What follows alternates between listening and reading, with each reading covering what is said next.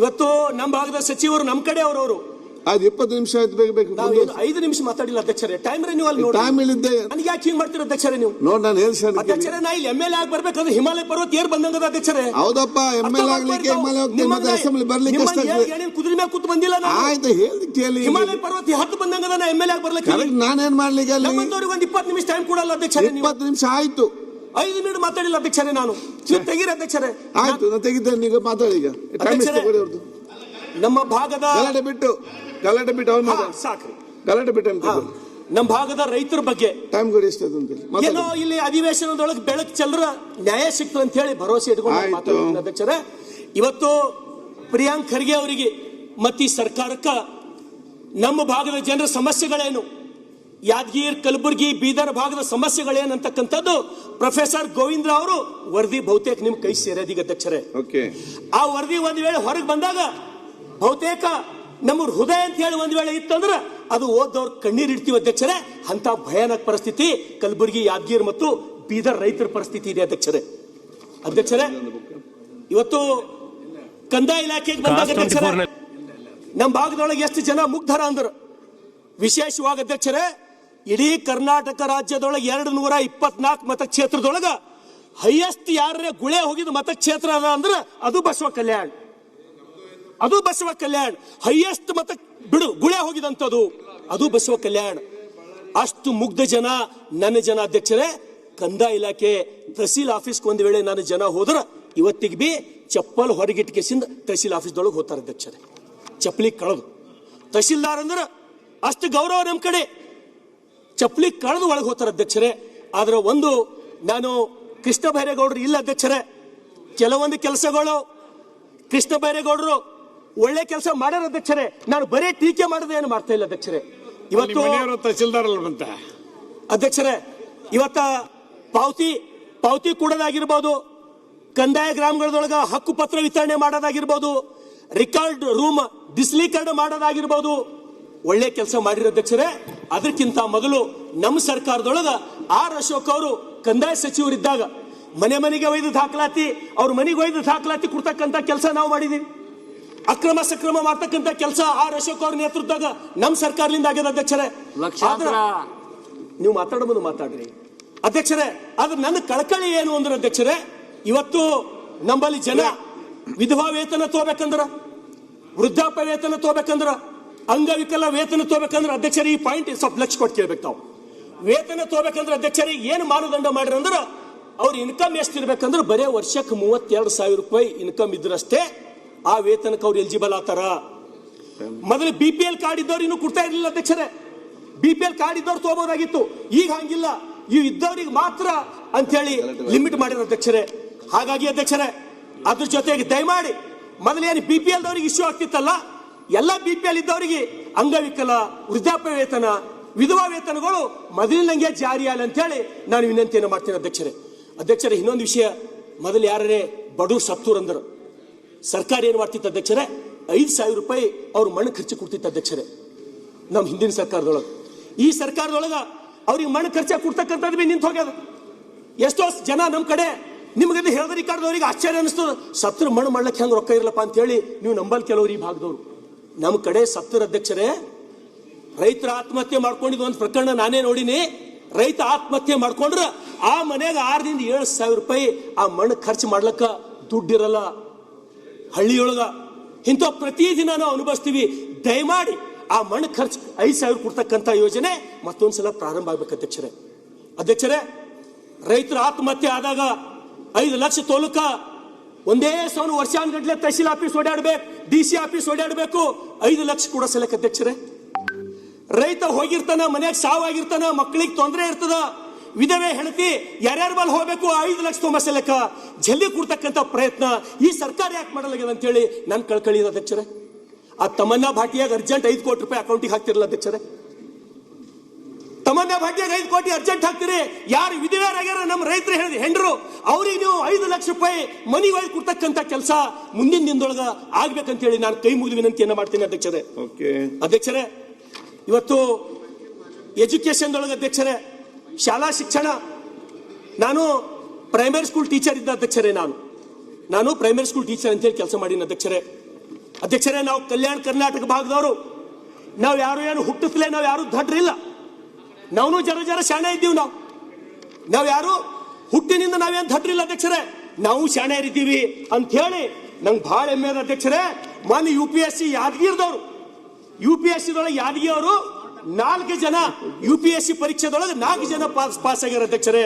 ಅದಕ್ಕೆ ಸಮಸ್ತ ನಾನೊಬ್ಬ ಬಸವ ಕಲ್ಯಾಣದ ಶಾಸಕನಾಗಿ ಆ ಯಾದಗಿರಿನ 4 ಜನರಿಗೆ ನಾನು ತುಂಬು ಹೃದಯದ ಧನ್ಯವಾದಗಳನ್ನು ಹೇಳ್ತೀನಿ ಅಧ್ಯಕ್ಷರೇ.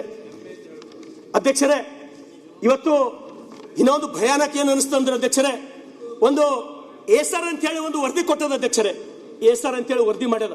ಏನಂತ ವರದಿ ಮಾಡಿದ ಅಧ್ಯಕ್ಷರೇ, ನಮ್ಮ ಕಡೆ ಸರ್ಕಾರಿ ಶಾಲೆಯೊಳಗ 7ನೇ 8ನೇ ಮಕ್ಕಳಿಗೆ 2ನೇ ತರಗತಿ ಲೆಕ್ಕಗಳು ಗುಣಾಕಾರ ಭಾಗಾಕಾರ ಕೂಡ್ಸೋ ಕಳೆವು 7ನೇ 8ನೇ ಮಕ್ಕಳಿಗೆ ಬರಲ್ಲ ಅಂತ ಹೇಳಿ ಎಷ್ಟು ಮಂದಿಗೆ ಅವರು ವರದಿ ಮಾಡ್ತಾರ 75% ಅಂತ ಹೇಳಿ. ನಾನು ಹಿಡಿತೀನಿ ಬರೀ 40% ಅಂತ ಹೇಳಿ ಅಧ್ಯಕ್ಷರೇ. ನೋಡ್ರಿ ಅಧ್ಯಕ್ಷರೇ, ನಮ್ಗೆ ಎಂಥ ಶಿಕ್ಷಣ ತಾವು ಕೊಡ್ಲತ್ತೀರಿ? ನಮ್ಮಲ್ಲೂ ಪೊಟೆನ್ಷಿಯಲ್ ಇದ್ದವ್ರು ಹರ, ನಮಗೆ ಸವಲತ್ತುಗಳಿಲ್ಲ, ನಮಗೆ ಒಳ್ಳೊಳ್ಳೆ ಶಾಲೆಗಳಿಲ್ಲ. ನಮ್ಮ ಮಕ್ಕಳು ಏನ್ ಮಾಡ್ಬೇಕು ಅಧ್ಯಕ್ಷರೇ? ಭಾಗ್ಯ ಇಲ್ಲ ಅವರಿಗೆ. 7ನೇ 8ನೇ ಹೋದಾಗ ಕುಡ್ಸೋ ಕಳೆ ಲೆಕ್ಕ ಬರಲ್ಲ, ಗುಣಾಕಾರ ಭಾಗಾಕಾರ ಬರಲ್ಲ ಅಂತ ಹೇಳಿ ಏಸರ್ ವರದಿ ಮಾಡ್ತಾ ಅಧ್ಯಕ್ಷರೇ. Annual status of education report ಅಂತ ಹೇಳಿ ವರದಿ ಮಾಡ್ತಾ ಅಧ್ಯಕ್ಷರೇ. ಇದು ಭಯಾನಕ ಅಲ್ಲ ಅಧ್ಯಕ್ಷರೇ? ಇದಕ್ಕಾಗಿ ಸರ್ಕಾರ ಏನ್ ಮಾಡ್ತು? ನಾನು ಧನ್ಯವಾದಗಳನ್ನು ಹೇಳಿ ಎಜುಕೇಶನ್ ಮಿನಿಸ್ಟರ್ ಅವರಿಗೆ. ಏನಂತ KPS ಶಾಲೆಗಳು ತಾವು ಪ್ರಾರಂಭ ಮಾಡ್ಲತ್ತೀರಿ, ನನಗೆ ಸಂತೋಷ ಅದು. ನಾ ಮಾಡಬಾರ್ದಂತ ನಂಬಲ್ಲ ಅಧ್ಯಕ್ಷರೇ, ಅದ್ರ ಪರವಾಗಿದ್ದೀನಿ. ನಮ್ಮ ಭಾಗದ ಮಕ್ಕಳನ್ನು LKG UKG ಟೈ ಹಾಕೊಂಡು ಶೂಸ್ ಹಾಕೊಂಡು ಹೋದ್ರೆ ನಮಗೆ ಭಾರಿ ಖುಷಿ ಆಗ್ತದೆ, ನಮಗೆ ಸಂತೋಷದ ವಿಷಯ ಅಧ್ಯಕ್ಷರೇ. ಆದ್ರೆ ಏನು ಮಾಡ್ಲತ್ತಾರ ಅಧ್ಯಕ್ಷರೇ? ಆ KPS ಶಾಲೆಗಳು ಪ್ರಾರಂಭ ಮಾಡ್ಲತ್ತಾರ ಅಧ್ಯಕ್ಷರೇ. KPS ಶಾಲೆ ಪ್ರಾರಂಭ ಮಾಡಿ ಅಲ್ಲಿ ಬಾಜು ಸ್ಕೂಲ್ನೊಳಗೆ ಯಾರೊಬ್ಬ ಇಂಗ್ಲಿಷ್ ಚಲೋ ಹೇಳೋದಿರ್ತಾನ, ಮತ್ತೊಂದು ಬಾಜು ಸ್ಕೂಲ್ನೊಳಗೆ ಯಾರು ಮ್ಯಾಥಮೆಟಿಕ್ಸ್ ಚಲೋ ಹೇಳೋದಿರ್ತಾನ, ಅವನಿಗೆ ತಂದು KPS ಶಾಲೆದೊಳಗೆ ಕೊಡ್ಲತ್ತಾರ. ಆ ಶಾಲೆಗಳ ಗತಿ ಏನಾಗಬೇಕು? ಅದಕ್ಕಾಗಿ ತಾವು ಯಾವ ರೀತಿ ಸರ್ಕಾರ ಮೊದಲು ಆದರ್ಶ ಶಾಲೆಗಳನ್ನ ಪ್ರಾರಂಭ ಮಾಡಿತ್ತು, ಆದರ್ಶ ಶಾಲೆಗಳು ಎಲ್ಲ ಕಡೆ ಸಕ್ಸಸ್ ಅಧ್ಯಕ್ಷರೇ. ಆದ್ರೆ KPS ಶಾಲೆಗಳಿಗೆ ಮುಂದಿನ ದಿನ ಇದೇ ರೀತಿ ನೀವು ಇಂಗ್ಲಿಷ್ ಮಾಧ್ಯಮದ ಶಿಕ್ಷಕರಿಗೆ ನೇಮಕ ಮಾಡಿ KPS ಶಾಲೆಗಳನ್ನ ತಾವು ಪ್ರಾರಂಭ ಮಾಡ್ಬೇಕಂತ ಹೇಳಿ ನಾನು ವಿನಂತಿಯನ್ನು ಮಾಡ್ತೀನಿ ಅಧ್ಯಕ್ಷರೇ. ಇವತ್ತು ನಮ್ಮ ಕಡೆ ಆಸ್ಪತ್ರೆಗಳ ಪರಿಸ್ಥಿತಿ ಅಧ್ಯಕ್ಷರೇ, ನಮ್ಮ ಕಡೆ ಆಸ್ಪತ್ರೆಗಳೊಳಗ ನಾವು ಇವತ್ತು ಸುಮಾರು ನನ್ನ ಕಡೆ ಮಾತಾಡ್ಲಿಕ್ಕಿದೆ ಅಂತೆ. 30 ಮಿನಿಟ್ಸ್ ಆಯ್ತು, ನೀವೇ ಮಾತಾಡಿ. 5 ನಿಮಿಷ ಮಾತಾಡಿ ಫಾಸ್ಟ್. ಆಗಿಲ್ಲ, 15 ನಿಮಿಷ ಯಾಕೆ ಇಲ್ಲ ಅಂತ ಹೇಳ್ತೀರಿ? 10 ನಿಮಿಷ ಮುಗಿಸ್ತೀನಿ ಅಧ್ಯಕ್ಷರೇ. ಯಾಕೆ ಎಲ್ಲ ಮಾತಾಡು, ಎಲ್ಲ ಮಾತಾಡಿ, ಏನ್ ಮಾತಾಡುದು? ನಮ್ಮ ಎಲ್ಲ ಆಸ್ಪತ್ರೆಗಳೊಳಗೆ ಅಧ್ಯಕ್ಷರೇ, ಎಲ್ಲ ಸರ್ಕಾರಿ ಆಸ್ಪತ್ರೆಗಳು, ಒಂದು ಆಸ್ಪತ್ರೆದಾಗೂ ಕೂಡ ಅಲ್ಲಿ ಸ್ಟಾಫ್ ಇಲ್ಲ, ಫಾರ್ಮಸಿಸ್ಟ್ ಇಲ್ಲ, D ಗ್ರೂಪ್ದವ್ರು ಇಲ್ಲ, ಡಾಕ್ಟರ್ಗಳು ಸರಿಯಾಗಿ ಬರ್ತಾ ಇಲ್ಲ ಅಧ್ಯಕ್ಷರೇ. ಈಗ ಒಂದೇನೋ ಲಕ್ಕಿಲಿ ಏನಾಗ್ಯದ ಅಧ್ಯಕ್ಷರೇ, ಹಿಂದೊಂದು 10 ವರ್ಷದಿಂದ ಹೆಂಗಿತ್ತು, ಡಾಕ್ಟರ್ಗಳು ಸಿಗ್ತಾ ಇರಲಿಲ್ಲ ಸರ್. ಅವಾಗ ತಾವು ನೇರವಾಗಿ ಜಿಲ್ಲಾಧಿಕಾರಿಗಳು ಮತ್ತು ಮುಖ್ಯ ಕಾರ್ಯನಿರ್ವಾಹಕ ಅಧಿಕಾರಿಗಳ ಬಳಿ ಹೋಗಿ ಒಬ್ಬ MBBS ಆದವ MD ಆದವ ಒಯ್ದು ಅವ್ರಿಗೆ ಅರ್ಜಿ ಕೊಟ್ಟರೆ ಸಾಕು, ಅವನಿಗೆ ತುರಂತ ಪೋಸ್ಟಿಂಗ್ ಆಗ್ತಿತ್ತು ಎಲ್ಲಿ ಖಾಲಿ ಇದೆ ಅಲ್ಲಿ. ದಯಮಾಡಿ ಮತ್ತೆ ಅಂಥ ದಿನ ಮತ್ತೆ ಪ್ರಾರಂಭ ಆಗಲಿ. ನಿಂಬಲ್ಲಿ ಯಾರ್ಯಾರು ಒಬ್ರು MD ಮುಗಿಸ್ಕೊಂಡು ನಿಂಬಲ್ಲಿ ಬಂದರು DC-ಗೆ ಅರ್ಜಿ ಕೊಟ್ಟರು, ನಾ ಈ ಆಸ್ಪತ್ರೆದೊಳಗೆ ಕೆಲಸ ಮಾಡ್ತೀನಿ ಅಂತ ಹೇಳಿ ಅರ್ಜಿ ಕೊಟ್ಟರು ಅಂದ್ರೆ ಅವ್ರಿಗೆ ಮತ್ತೆ ಅಲ್ಲಿ ತುರಂತ ಅವ್ರಿಗೆ ಕೊಟ್ರಿ ಅಂದ್ರೆ ಆ ಆಸ್ಪತ್ರೆಗಳು ಉಳಿತಾವ, ಅಲ್ಲಿ 4 ಮಂದಿಗೆ ಟ್ರೀಟ್ಮೆಂಟ್ ಸಿಗ್ತಕ್ಕಂಥ ಕೆಲಸ 100ಕ್ಕೆ 100 ಆಗ್ತಕ್ಕಂಥ ಭರವಸೆಯಿಂದ ನಾನು ಹೇಳ್ತಾ ಇದ್ದೀನಿ ಅಧ್ಯಕ್ಷರೇ. ಇವತ್ತು ನಮ್ಮ ಕಡೆ ಎಲ್ಲಕ್ಕಿಂತ ದೊಡ್ಡ ಸಮಸ್ಯೆ ಅಂದ್ರೆ ನಿರುದ್ಯೋಗದ ಸಮಸ್ಯೆ ಅಧ್ಯಕ್ಷರೇ. ಕೆಲಸ ಸಿಗ್ತಾ ಇಲ್ಲ ಅಧ್ಯಕ್ಷರೇ. ನಮ್ಮಲ್ಲಿ ಉತ್ತರ ಕರ್ನಾಟಕದೊಳಗೆ, ಕಲ್ಯಾಣ ಕರ್ನಾಟಕದೊಳಗೆ ನಮ್ಮಲ್ಲಿ ನಾವು ಬಹಳ ದೊಡ್ಡ ಗುರಿ ಉಟ್ಕೊಂಡೆ ನಮ್ಮ ಮಕ್ಕಳು ಓದಲ್ಲ ಅಧ್ಯಕ್ಷರೇ. ಎಲ್ಲ ಕೆಲವರು IAS ಆಗಬೇಕು, IPS ಆಗ್ಬೇಕಂತ ಹೇಳಿ, ನಾನು ಏನಾರ ಪೊಲೀಸ್ ಆಗಬೇಕು, ನಾ ಏನಾರ ಟೀಚರ್ ಆಗಬೇಕು ಅಂತ ಹೇಳಿ ಓದ್ತಿರ್ತಾರೆ ಅಧ್ಯಕ್ಷರೇ. ಅದಕ್ಕೆ ದಯಮಾಡಿ ನೀವು ಹೇಳಿರಿ ಸರ್ಕಾರ 56,000 ಹುದ್ದೆಗಳು ತುಂಬ್ತೀರಿ ಅಂತ ಹೇಳಿ, ಆದಷ್ಟು ದಯಮಾಡಿ ಆ ಹುದ್ದೆಗಳು ತುಂಬ್ರಿ, ಆ ಭಾಗದ ಮಕ್ಕಳಿಗೆ ನೌಕರಿ ಸಿಗ್ತಕ್ಕಂಥ ಕೆಲಸ ತಾವು ಮಾಡ್ಬೇಕಂತ ಹೇಳಿ ತಮ್ಗೆ ವಿನಂತಿಯನ್ನು ಮಾಡ್ತೇನೆ ಅಧ್ಯಕ್ಷರೇ. ಇವತ್ತು ನಾನು ವಿನಂತಿಯನ್ನು ಮಾಡ್ತೇನೆ, ವ್ಯಸನ ಮುಕ್ತ ಕರ್ನಾಟಕದ ನಿರ್ಮಾಣ ಆಗ್ಬೇಕಂತ ಹೇಳಿ ಅಧ್ಯಕ್ಷರೇ. ಎಲ್ಲಿ ತನಕ ನೀವೆಷ್ಟೇ ದುಡ್ಡು ಕೊಡ್ರಿ, ನೀವೆಷ್ಟೇ ಖರ್ಚು ಮಾಡ್ರಿ, ನಾನು ಒಂದ್ಸಲ ಒಂದು 6 ತಿಂಗಳು 1 ವರ್ಷದ ಹಿಂದೆ ಅಧ್ಯಕ್ಷರೇ, ನಾನು ಟ್ರೈನ್ನಾಗ ರಾಜಧಾನಿ ಎಕ್ಸ್ಪ್ರೆಸ್ದೊಳಗೆ ದಿಲ್ಲಿಗೆ ಹೋಗ್ತಿದ್ದೆ ಅಧ್ಯಕ್ಷರೇ. ರಾತ್ರಿ 7-8 ಬೆಂಗಳೂರಿನ ಪ್ರತಿಷ್ಠಿತ ಕಾಲೇಜಿನ ಹುಡುಗರು 8-10 ಮಂದಿ ಬಾತ್ರೂಮ್ ಬಳಿ ಕ್ಯೂ ನಿಂತಾರ ಅಧ್ಯಕ್ಷರೇ. ಬಾತ್ರೂಮ್ ಹೋಲಕ್ ಪ್ರಿಯಾಂಕ್ ಸಾಹೇಬ್ರೆ ತಾವು ಲಕ್ಷ ಕೊಟ್ಟು ಕೇಳಬೇಕಿದು. ನಾ 7 ಮಂದಿ ಮತ್ತೊಂದು ಅಲ್ಲಿ ಬಾತ್ರೂಮ್ ಅದ, ಅವ್ರ ಆ ಕಡೆ ಹೋಲಕ್ ತಯಾರಿಲ್ಲ, ಅಲ್ಲೇ ಯಾಕೆ 7-8 ಮಂದಿ ಕ್ಯೂ ನಿಂತಾರಂತ ಹೇಳಿ ನಾವು ಒಬ್ಬನಿಗೆ ಕರೆದು ಕೇಳಿದ ಅಧ್ಯಕ್ಷರೇ. ಎಲ್ಲ ಪ್ರತಿಷ್ಠಿತ ಕಾಲೇಜಿನ ಒಳ್ಳೊಳ್ಳೆ ಮಂತನ ಮಕ್ಕಳು ಒಳಗೆ ಹೋಗಿ ಒಬ್ಬರಾಗಣ ಒಬ್ಬರು ಗಾಂಜಾ ಹೊಡೆದು ಹೊಂಟ್ರ ಅಧ್ಯಕ್ಷರೇ. ನಾನು ನೋಡಿದಂತ ಸತ್ಯ ಸಂಗತಿ ನಾನು ನಿಮ್ಮ ಮುಂದೆ ಇಡ್ಲತ್ತೀನಿ ಅಧ್ಯಕ್ಷರೇ. ಇವತ್ತ ದಕ್ಷಿಣ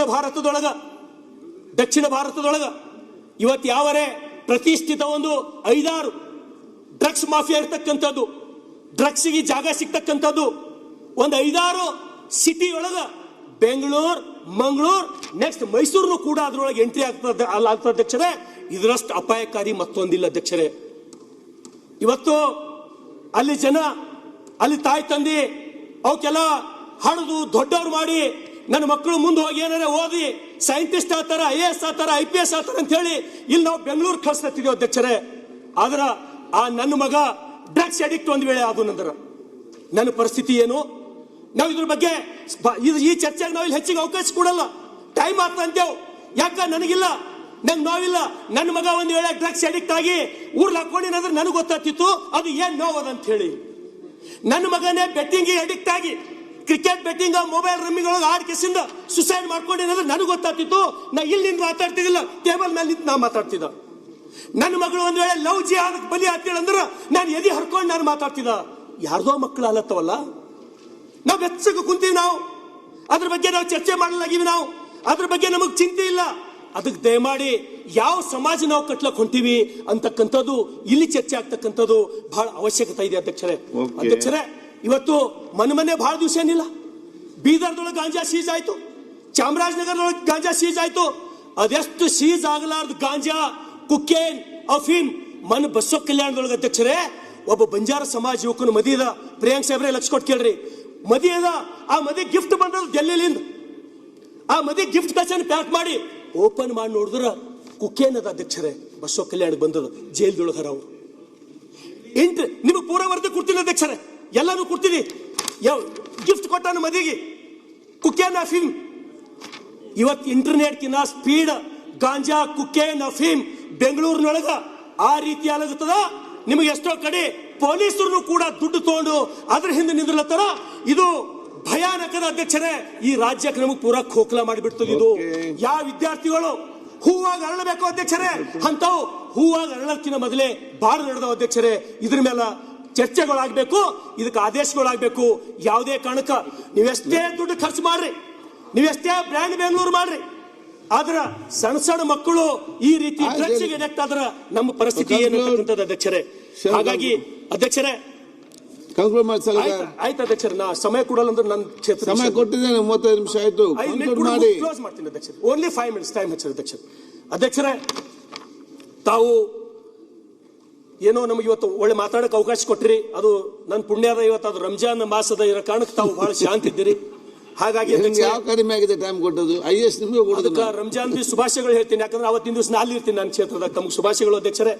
ಇವತ್ತು ಬಸವ ಕಲ್ಯಾಣ ಅಂದ್ರೆ ಅಧ್ಯಕ್ಷರೇ ಅದು ಸಾಂಸ್ಕೃತಿಕ ನಾಯಕನ ಕರ್ಮಭೂಮಿ, ಬಸವಣ್ಣನ ನೆಲ. ಅದು ಜಗತ್ತಿಗೆ ಮೊದಲ ಪಾರ್ಲಿಮೆಂಟ್ ಕೊಟ್ಟಂತ ಆ ನೆಲದ ಶಾಸಕ ನಾನು. ಅದಕ್ಕಾಗಿ ನಾನು ಸರ್ಕಾರಕ್ಕೆ ವಿನಂತಿಯನ್ನ ಮಾಡ್ತೇನೆ, ಅನುಭವ ಮಂಟಪದ ಕೆಲಸ ದಯಮಾಡಿ ಪೂರ್ಣ ಮಾಡ್ರಿ. 200 ಕೋಟಿ ಕೊಟ್ಟು ಯಡಿಯೂರಪ್ಪ ಅವರು ಆ ಕೆಲಸ ಪ್ರಾರಂಭ ಮಾಡಿರಿ ಅಧ್ಯಕ್ಷರೇ. ಇವತ್ತು ನೀವು ಕೊಟ್ಟಿದ್ದು ಎಷ್ಟು ಗೊತ್ತಾ ಅಧ್ಯಕ್ಷರೇ? 150 ಕೋಟಿ ಅಧ್ಯಕ್ಷರೇ.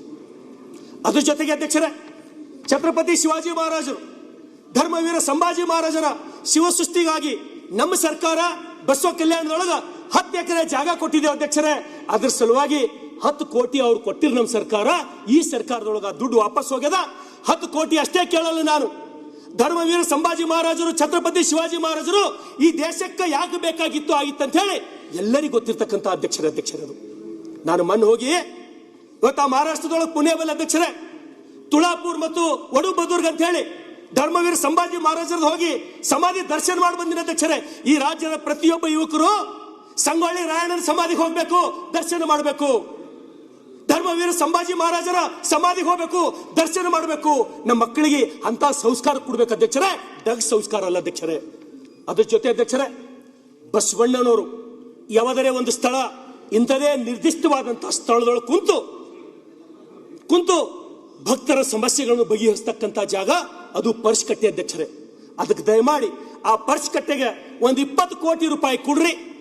ಶಿವಸೃಷ್ಟಿಗಾಗಿ ಒಂದು 200 ಕೋಟಿ ಕೊಡ್ರಿ ಅಂತ ಹೇಳಿ ನಾನು ವಿನಂತಿಯನ್ನು ಮಾಡ್ತೀನಿ ಅಧ್ಯಕ್ಷರೇ ಇನ್ನೊಂದು ವಿಷಯ ಕೃಷ್ಣ ಬೈರೇಗೌಡರು ಇಲ್ಲ ನೆನಪೋಯ್ತು ಅಧ್ಯಕ್ಷರೇ, ಜನ ಶಾಪ್ ಹಾಕ್ಲತ್ತಾರ ನಮಗ ಅಧ್ಯಕ್ಷರೇ. ಇನ್ನೊಂದು ವಿಷಯ ಕೃಷ್ಣ ಬೈರೇಗೌಡರು ಇಲ್ಲ ನೆನಪೋಯ್ತು ಅಧ್ಯಕ್ಷರೇ, ಜನ ಶಾಪ್ ಹಾಕ್ಲತ್ತಾರ ನಮಗ. ರೈತರು ಶಾಪ್ ಹಾಕ್ಲತ್ತಾರ, ಹೊಲಕ್ ಹೋಗಪ್ಲೇ ಇಲ್ಲ, ಹೊಲಕ್ ದಾರಿ ಇಲ್ಲ. ಮಣ್ಣಿನ ಸರ್ಕಾರದೊಳಗ ಆ 25 ಕೋಟಿ ಕೊಟ್ರಿ, 6 ಕೋಟಿ ನಮ್ಮ ವಿವೇಚನೆಗೆ ಬಿಟ್ರಿ. ಮುಂದೆ ಕೊಡ್ತಕ್ಕಂತ ಸಮಯದೊಳಗ ಒಂದು 10 ಕೋಟಿ ಹೊಲದ ದಾರಿ ಮಾಡ್ಕೊಳಕ್ ರೈತರು ಏನು ಕೇಳತ್ತಿಲ್ಲ. ಹೊಲಕ್ ದಾರಿ ಕೊಡ್ರಪ್ಪ, ನಾವು ಹೈರಾಣಿದ್ದಾಗ ಇಷ್ಟು ಬ್ಯಾಂಕ್ ಸಾಲ ಮನ್ನಾ ಮಾಡ್ರಪ್ಪ ಅಂತ ಕೇಳತ್ತಾರ ಅಧ್ಯಕ್ಷರೇ. ಅದೇನು ದೊಡ್ಡದಲ್ಲ ಅಧ್ಯಕ್ಷರೇ, ಕೊಡ್ಬೋದಲ್ಲ ಅಧ್ಯಕ್ಷರೇ. ಅದ್ರ ಜೊತೆ ಅಧ್ಯಕ್ಷರೇ, ಇವತ್ತು GVPಗಳು ಮನಿ ಓಡಾಡ್ತಾರ ಅಧ್ಯಕ್ಷರೇ, ಮನಿ ಓಡಾಡ್ತಾರ. ನಾವು ಎಲೆಕ್ಷನ್ದಾಗ ಒಂದೇ ಸಲ ಪ್ರಚಾರಕ್ಕೆ ಹೋಗಂದ್ರ ನಮ್ಮ ಟೊಂಕ ಹಿಡಿತದ. ಅವ್ರು ಕೆಲಸ ಮಾಡ್ಲತ್ತಾರ. ಆ GVPಗಳಿಗೆ ಪರ್ಮನೆಂಟ್ ಮಾಡ್ತಕ್ಕಂಥ ಕೆಲಸ ಈ ಸರ್ಕಾರದಿಂದ ಆಗ್ಬೇಕಂತೇಳಿ ವಿನಂತಿಯನ್ನು ಮಾಡ್ತೀನಿ ಅಧ್ಯಕ್ಷರೇ. ಬೀದರ್ ಜಿಲ್ಲೆದೊಳಗ BSSK ಸಕ್ಕರೆ ಕಾರ್ಖಾನೆ ಅದು 1 ಮಿನಿಟ್ ಓನ್ಲಿ. ಬೀದರ್ ಜಿಲ್ಲೆದೊಳಗೆ ಸಕ್ಕರೆ ಕಾರ್ಖಾನೆ ಅದು ರೈತರ ಬೆನ್ನೆಲುಬು. ಇವತ್ತು ಬಂದ್ ಆಗ್ಯದ ಅಧ್ಯಕ್ಷರೇ. ಅದಕ್ಕಾಗಿ ದಯಮಾಡಿ ಆ BSS ಸಕ್ಕರೆ ಕಾರ್ಖಾನೆ ಪುನರ್ ಪ್ರಾರಂಭ ಮಾಡಬೇಕು. ಕಾರಂಜ ನಿರಾಶ್ರಿತರು 3 ವರ್ಷ ಹೋರಾಟ ಕೂತಿರೋ ಅಧ್ಯಕ್ಷರೇ. ಶರ್ಟ್ಲೆಸ್ ಅಧ್ಯಕ್ಷರೇ, ಅಂಗಿ ಹಾಕೋಲಾರದೆ ಒಬ್ಬೊಬ್ರು ಹೊಟ್ಟಿ ಬೆನ್ನಿಗೆ ಹತ್ತು ಹೋಗ್ಯಾವ ಅಧ್ಯಕ್ಷರೇ. ಆ ಕಾರಂಜ ನಿರಾಶ್ರಿತರಿಗೆ ಪರಿಹಾರ ಕೊಡ್ತಕ್ಕಂಥ ಕೆಲಸ ಮಾಡ್ಬೇಕು ಅಧ್ಯಕ್ಷರೇ. ಅದ್ರ ಜೊತೆ ಅಧ್ಯಕ್ಷರೇ, ಅಂಗನವಾಡಿ ಕಾರ್ಯಕರ್ತರು ಇವತ್ತು ಪ್ರತಿಯೊಂದರೊಳಗೆ ನಾವು ಅಂಗನವಾಡಿ ಕಾರ್ಯಕರ್ತರು ಬೇಕು ನಮಗೆ. ಅವ್ರ ಕಡೆ ನಾವು ನೋಡ್ತಾ ಇಲ್ಲ ಈ ಸರ್ಕಾರ. ಅದಕ್ಕಾಗಿ ಈಗ LKG UKG ಕೋರ್ಸ್ ಪ್ರಾರಂಭ ಮಾಡ್ಲತ್ತೀರಿ ತಾವು.